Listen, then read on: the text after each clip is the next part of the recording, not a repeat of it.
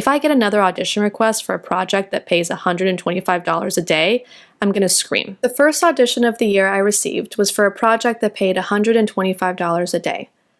Okay, all right, welcome to the channel. Thank you so much for being here. Now for today's video, I wanted to share something that I tried to create back in 2022. So at the time of filming this, about 3 years ago now, and it was the series called Inside an Actor's Brain. So I wanted to create this series, I think just to share my inner thoughts as I was pursuing an acting career and doing all of these acting related things. And to be honest, I'm not really sure what it was supposed to be.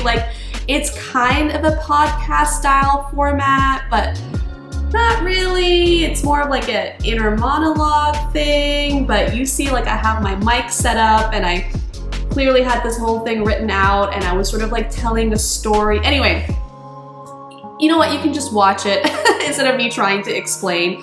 But this series never went anywhere. I never shared it, posted it. I think when I looked back on the footage, I just thought it was really and I think I was a little embarrassed by it. And so it just I kind of gave up on the whole idea. And now I'm at the point where I'm just sort of whatever, let's share it, because I happened to have stumbled upon this just the other night. I was just going through my hard drive and I was oh my gosh, I completely forgot about this. And I watched it again and I was you know what?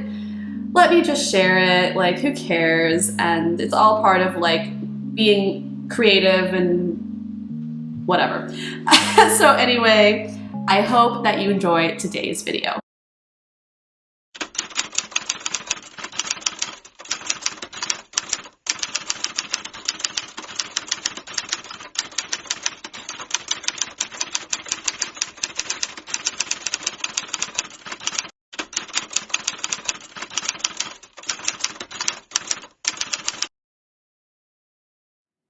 Inside an Actor's Brain, Part 1.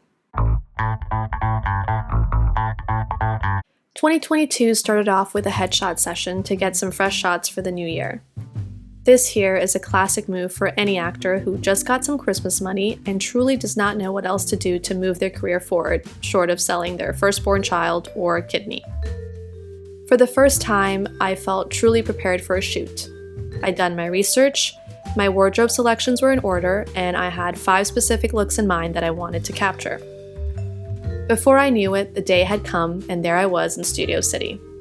With my suitcase in one hand and a pile of hangers in the other, I proceeded to go to the wrong building, because I must get lost at least once before visiting any new location. Thankfully, a very kind and fashionable gentleman directed me to the correct building where I met my photographer.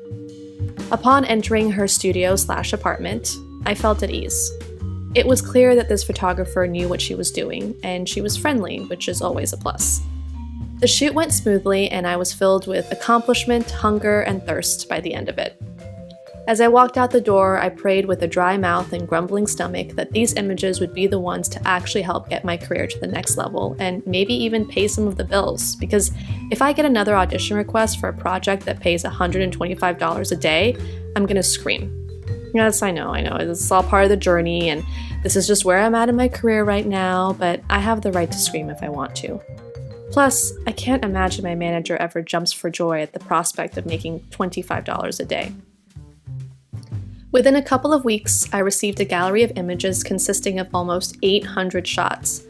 After coming to the conclusion that I'm very average looking, I selected my top 20 or so images to get sent to my manager for review. From there, she narrowed it down to her top 6 picks, which were sent in for some minor retouching. Et voilà. The first audition of the year I received was for a project that paid $125 a day. After letting out a blood-curdling scream, I saw that I was required to film 4 separate self-tapes to portray 4 different characters. I was feeling slightly like I was suffering from multiple personality disorder, or more accurately, dissociative identity disorder.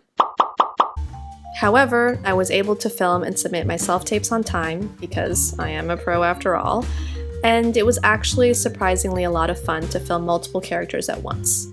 Regardless of my screaming, I was grateful for the opportunity to do what I love most, which is to act.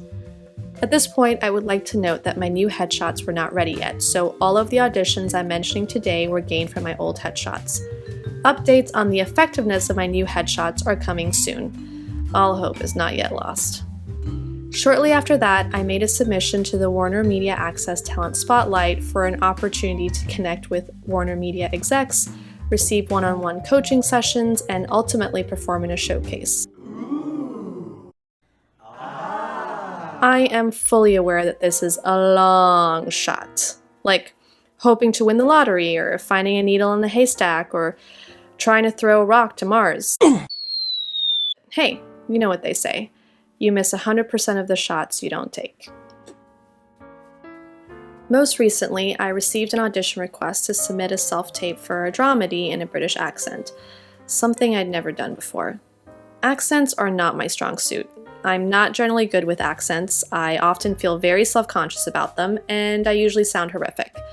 After telling my manager to prepare herself for a laughable self-tape, she reviews them all before they get submitted to casting, I went on to speak in a British accent everywhere I went for the next 3 days and immersed myself in British shows. Surprisingly, I started to feel like I was getting the hang of it. It was far from perfect, but hey, I thought, maybe casting won't point and laugh at the screen when they see my audition. Maybe they might say her performance sucks, but her accent was great. I would consider that a win. As I was gearing up for this nerve-wracking audition, I learned that I had tested positive for COVID. I said in a British accent.